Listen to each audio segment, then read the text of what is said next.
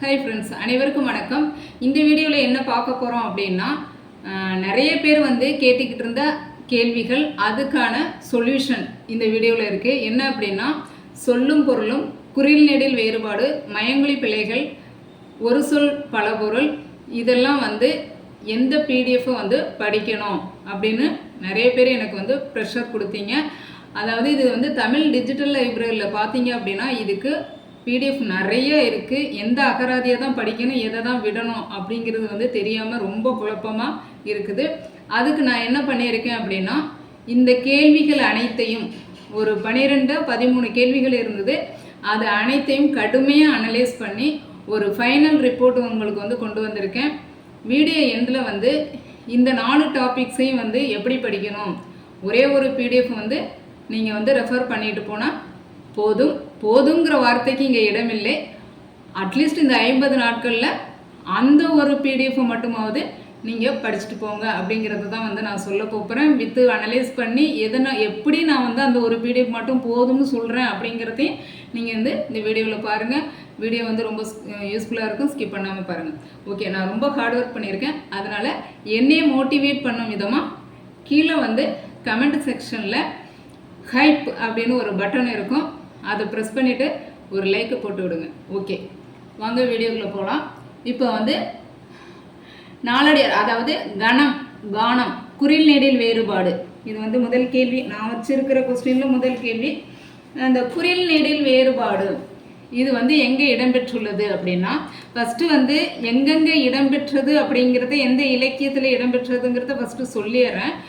ஃபைனலாக உங்களுக்கு ஒரு ஃபைனல் ரிப்போர்ட் ரெடி பண்ணியிருப்பேன். அந்த ரிப்போர்ட்டை வச்சு எந்த பிடிஎஃபை மட்டும் நீங்கள் ரெஃபர் பண்ணால் போதும். ஆனால் நீங்கள் எல்லாத்தையும் ரெஃபர் பண்ண, நான் குரூப்பில் ஷேர் பண்ணிட்டு இருக்கிறதெல்லாம் டைம் இருந்தால் ரெஃபர் பண்ணிடுங்க. டைம் இல்லைங்கையில் நான் கொஸ்டின் அனலைஸ் பண்ணியிருக்கிறத வச்சு அந்த பிடிஎஃபை மட்டுமாவது ரெஃபர் பண்ணிட்டு போங்க. ஓகேவா? இப்போ இந்த குறில், இந்த கணம்ங்கிற எழுத்து சொல் எங்கே இருக்குது அப்படின்னா, கணம் கொண்டு சுற்றத்தார் கல்லன்றல்ல மனங்கொண்டு. இது எங்கன்னா நாலடியாரில் 25வது பாடலில் குறிப்பிடப்பட்டுள்ளது. அடுத்து கானம் அப்படிங்கிற சொல் செங்கோட்டின் மேற்கானம் இன்மையான் மேவாது, இதில் இடம்பெற்றுள்ளது. இது ஃபஸ்ட்டு நான் சொல்லும்போது புரியாது, ஃபைனல் ரிப்போர்ட் சொல்லும்போது உங்களுக்கு புரியும் தெளிவாக. அப்போ இந்த கணம் கானம் அப்படிங்கிறது நாலடியார் நூலில் இடம்பெற்றுள்ளது. இது குறில் நெடில் வேறுபாடுக்கான பொருள்.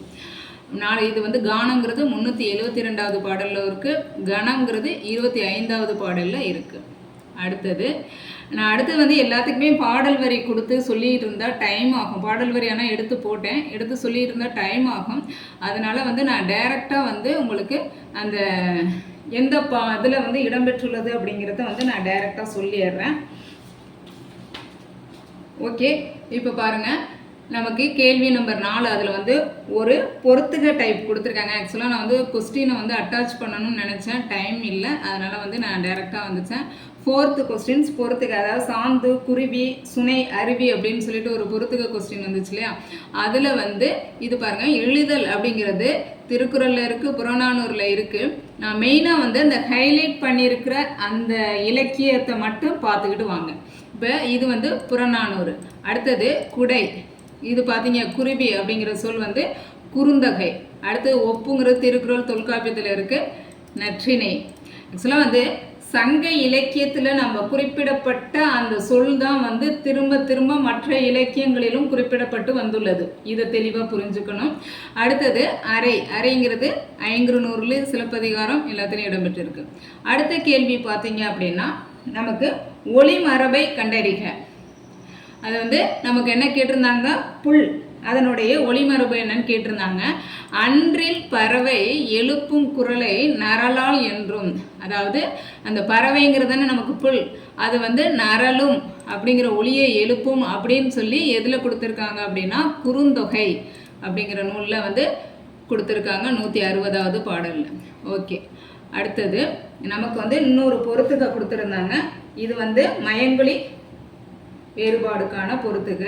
அது பாருங்கள் என்ன கொடுத்துருக்காங்க, அணிகம், அணிகம், அணிகம், அணங்கு, இது கொடுத்துருந்தாங்களே. இது பார்த்தீங்க அப்படின்னா இது எல்லாமே சங்ககால இலக்கியத்திலையும் இடம்பெறுது, சிலப்பதிகாரத்திலையும் இடம்பெறுது. இது பாருங்கள், அணிகை இதுவும் வந்து சங்க இலக்கியம் சிலப்பதிகாரத்தில் வருது. இது வந்து அணிகங்கிறது வந்து புறநானூரில் வந்திருக்கு. இந்த அணங்கு அப்படிங்கிற காமன்கிறது அகப்பாடல் அகநானூரில் வந்திருக்கு. அடுத்தது பாருங்க, நமக்கு மலை அப்படிங்கிற சொல், ஒரு சொல் பல பொருள் இருக்கு இல்லையா, அது வந்து எதில் இருக்குது அப்படின்னா திருமுருகாற்றுப்படை. ஓகேவா, திருமுருகாற்றுப்படை, மதுரை காஞ்சி, இது எல்லாத்துலேயுமே இருக்குது. சிலம்புங்கிறது வந்து பார்த்தீங்கன்னா திவாகரணி கண்டு சிலப்பதிகாரம் இதுலலாம் இருக்குது. ஓகே, மெயினாக வந்து இதில் வந்து மலைங்கிறது மதுரை காஞ்சிங்கிறத நம்ம எடுத்துக்கலாம். அடுத்தது களி ஆகிய 2 சொற்களே. களி இது ரெண்டையும் எதில் வந்திருக்கு, இதுவும் வந்து ஒளி வேறுபாடு இருந்து பொறுத்துக. இது பார்த்தீங்க அப்படின்னா கலித்தொகையில் வந்திருக்கு. இன்னதுவும் காணான் கழிதலும் உண்டு. கலித்தொகையிலே களிங்கிற வார்த்தைக்கான பொருள் இருக்குது. இப்போ இதில் வந்து பார்த்தீங்க அப்படின்னா இந்த பாடல் லைனில் இந்த வந்து இந்த களி அப்படிங்கிறது இருக்குது. அப்போ இது ரெண்டும் வந்து கலித்தொகையில் வந்திருக்கு.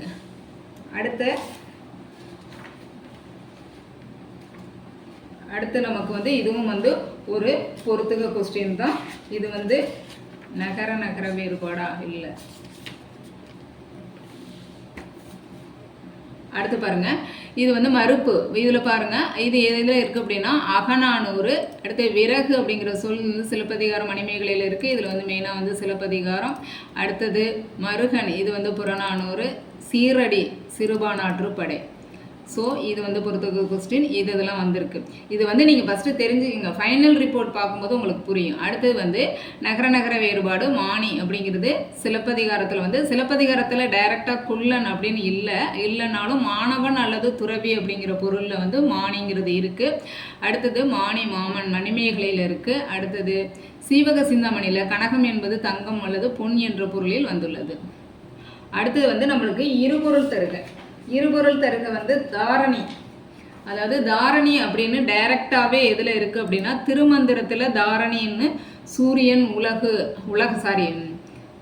பூமி உலகம்னு சொல்லிட்டு எதில் இருக்குது அப்படின்னா திருமந்திரத்தில் இருக்குது. தரணிங்கிறது சிலப்பதிகாரத்தில் இருக்குது. தாரணி அப்படின்னா பூமி அப்படிங்கிறது திருமந்திரத்தில் இருக்குது. தரணி அப்படிங்கிறது சிலப்பதிகாரத்தில் இருக்குது. அடுத்தது பாருங்கள், நமக்கு பொருந்தாத சொல்லை தேர்ந்தெடு. அதில் பாருங்கள், முரல் அப்படிங்கிற மீன் வகைன்னு ஐங்குறுநூறில் இருக்குது. இது வகுளி அப்படிங்கிறது நாமதீபங்கிற நூலில் இருக்குது. வாழை ஐங்குறுநூறில் இருக்குது. வியாழம் அப்படிங்கிறது புறநானூரில் இருக்குது. ஓகே, அடுத்தது நம்ம சொன்னோம் இல்லையா ஓலைச்சுவடின்னு, அந்த ஓலக்கம் அப்படிங்கிறது எதில் இருக்குது அப்படின்னா பதிற்றுப்பத்தில் இருக்குது. ஓலக்க வினோதத்தோடு படுத்து மன்னவனது செல்வ சிறப்பு கூறுதல் அப்படின்னு சொல்லிட்டு பதிற்றுப்பத்தில் இருக்குது. நீங்கள் கேட்கலாம், ஓலக்கம் நமக்கு கேட்டது வந்து வேர்ச்சொல், இது எப்படி வந்து நம்ம எடுத்துக்க முடியும் அப்படின்னு கேட்கலாம். நீங்கள் பொதுவாகவே ஒரு சொல்லுக்கு பொருள் தெரிந்தது அப்படின்னா அதனுடைய வேர்ச்சொல்லை வந்து கண்டுபிடிப்பது மிகவும் எளிது. ஏன்னா வேர்ச்சொல்ங்கிறது கட்டளை சொல்லாக வரும் அப்படிங்கிறது நமக்கு தெரியும். அதை ஒரு சொல்லினுடைய பகுதி தான் நமக்கு வேர்ச்சொல் அப்படிங்கிறது தெரியும். அப்போ ஒரு சொல்லினுடைய பொருள் வந்து தெரிஞ்சதுன்னா அது அந்த பகுதி எப்படி பிரிக்கலாங்கிறது தெரியும். வேர்ச்சொல் எப்படிங்கிறது நம்ம கண்டுபிடிக்கலாம் கட்டளை சொல்ல. அப்போ ஓலக்கங்கிறதும் எதில் தான் இருந்தது அப்படின்னா பதிற்றுப்பத்தில் அந்த ஓலக்கங்கிற சொல் வந்து இடம்பெற்றுள்ளது. ஓகே, இப்போ நம்ம இது வரைக்கும் இந்த ஒரு 12 கொஸ்டின்ஸுக்கு மேலே வந்து நம்ம அது எங்கெங்கே இடம்பெற்றது அப்படிங்கிறத நம்ம பார்த்துட்டோம். இது என்ன ஃபைனல் ரிப்போர்ட் இதில் நான் சொல்ல போகிறேன் அப்படின்னா, இப்போ வந்து அது எங்கெல்லாம் அதிகம் வந்து இடம்பெற்றுள்ளது, எந்த இலக்கியங்களில் அந்த சொல் வந்து அதிகம் இடம்பெற்றுள்ளது அப்படிங்கிறத நான் சொல்ல போகிறேன். இப்போ பார்த்தீங்க அப்படின்னா நாலடியாரில் நமக்கு குறில் நெடில் வேறுபாடு கணம் கானம் அப்படிங்கிறதே கேட்டிருக்காங்க. அடுத்தது பாருங்கள், 8 தொகை நூல்களில் இப்போ பாருங்கள் புறநானூரில் பார்த்தீங்க அப்படின்னா இது நம்ம ஆல்ரெடி பார்த்தாச்சு. அதனால் ஒரு 5 சொற்களுக்கு மேலே வந்து புறநானூரில் கேட்டிருக்காங்க. நற்றினில் ஒரு சொல், குறுந்தொகையில் ஒரு 3 சொல், அடுத்து ஐங்குறுநூறில் ஒரு 4 சொல், அகநானூரில் ஒரு 2 சொல், கலித்தொகையில் ஒரு 2 சொல், பதிற்றுப்பத்து. ஆக மொத்தம் நம்ம வந்து அதிகப்படியான சொற்கள் எங்கேருந்து வந்திருக்கிறது, 8 தொகையில் உள்ள சொற்களுக்கான மீனிங்கை தான் நம்ம அதிகம் தெரிந்து கொள்ள வேண்டும்.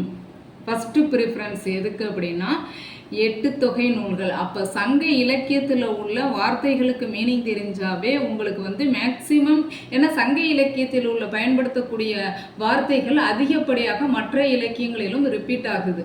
ஓகேவா, அப்போ சங்க இலக்கிய வார்த்தைகள் நல்லா தெரிஞ்சிருக்கணும். அதே மாதிரி 8 தொகை மாதிரியே 10 பாட்டு தான். இதில் வந்து நமக்கு திருமுருகாற்றுப்படையில் வந்திருக்கு பாருங்க. சாந்துங்கிறது நரும் சாந்து அணிந்த கிளர் மார்பின்.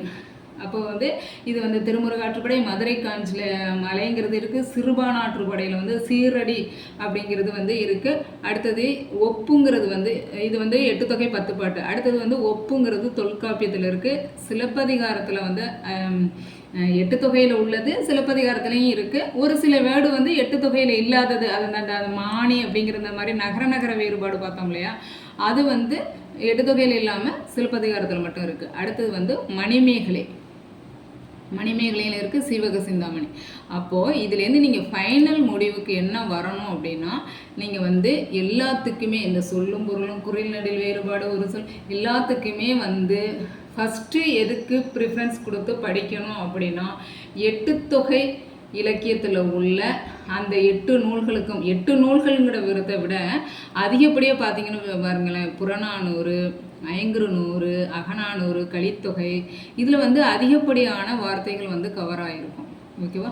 அப்போ 8 தொகை நூல்களில் உள்ள பொருளை வந்து படிச்சிடணும். அது அடுத்தது 10 பாட்டு. 10 பாட்டு முடித்தது பிறகு உங்களுக்கு வந்து அடுத்தது வந்து சிலப்பதிகாரம், மணிமேகலை, சீவக சிந்தாமணி இந்த 3 காப்பியங்கள்லையும் உள்ளத்தை படிக்கலாம். அதே மாதிரி வந்து 14 கீழ்கணக்கு நூல்கள்னு எடுத்துக்கிட்டிங்கன்னா திருக்குறள், நாலடியார், இதில் உள்ள வந்து சொல்லும் பொருளும் வந்து படிக்கலாம். இதுக்கு எல்லாத்துக்கும் ஒரே ஒரு பிடிஎஃப் வந்து நீங்கள் வந்து படிக்கலாம். இது இந்த கொஸ்டின் பாயிண்ட் ஆஃப் வியூவில் ஒரு பிடிஎஃப் மட்டும் படிச்சிங்கன்னா போதுமானது. அந்த ஒரு பிடிஎஃப் வந்து கீழே லிங்கில் டிஸ்கிரிப்ஷனில் உங்களுக்கு டெலகிராம் லிங்க் கொடுத்துருக்கேன். அந்த டெலகிராம் லிங்கில் அது எந்த பிடிஎஃப் அப்படிங்கிறத நான் ஷேர் பண்ணி விட்றேன். அதே மாதிரி நான் அதுக்காக இதை மட்டும் படிச்சுட்டு போங்கன்னு நான் உங்ககிட்ட நான் சொல்ல மாட்டேன். ஓகேவா? இதுதான் கொஸ்டின் அனலைஸ் பண்ணியிருக்கேன். இது வந்து ஃபஸ்ட்டு ப்ரிஃபரன்ஸ். ஏன்னா அதுவே ஒரு 320 பக்கத்துக்கிட்ட இருக்குது. இந்த 320 பக்கத்தையே இந்த 50 நாட்களில் உங்களால் முடிக்க முடியாது. அதனால் அதை ஃபஸ்ட்டு ப்ரிஃபரன்ஸ் கொடுத்து படிச்சுட்டு டைம் இருந்தால் மற்ற அகராதிகளை நீங்கள் படிக்கலாம். இல்லை இதை மட்டும் நீங்கள் ஃபஸ்ட்டு ப்ரிஃபரன்ஸ் கொடுத்து படித்து முடிச்சிருங்க அப்படிங்கிறதுக்கு தான் இதை சொல்லியிருக்கேன். இது மட்டும் போதும்னு நான் எந்த இடத்துலையும் நான் சொல்ல மாட்டேன். ஓகேவா? ஓகே உங்களுக்கு இந்த வீடியோ வந்து பிடிச்சிருந்துச்சு. நம்ம அதே மாதிரி கலைச்சொற்கள் அனலைஸ் பண்ணி நம்ம ஏற்கனவே போட்டிருக்கிறோம். இதே மாதிரி எதை மட்டும் படிக்கணும் அப்படிங்கிற மாதிரி வந்து போட்டிருக்கோம். அந்த வீடியோவையும் பார்க்காதவங்க பார்த்துக்குங்க. ஓகே, நம்மளுடைய வீடியோஸ் எல்லாம் பிடிச்சிருந்துச்சுன்னா லைக் போட்டு உங்களுடைய ஃப்ரெண்ட்ஸுக்கும் வந்து ஷேர் பண்ணி விடுங்க. நம்மளுடைய சேனலில் வந்து டெஸ்ட் பேட்ச் போயிட்டுருக்கு. அதுவும் வந்து கீழே லிங்கில் டிஸ்கிரிப்ஷனில் கொடுத்துருக்கேன். ஜாயின் பண்ண விருப்பம் உள்ள மாணவர்கள் ஜாயின் பண்ணிக்கலாம். ஓகே, நன்றி. நெக்ஸ்ட் வீடியோவில் பார்க்கலாம்.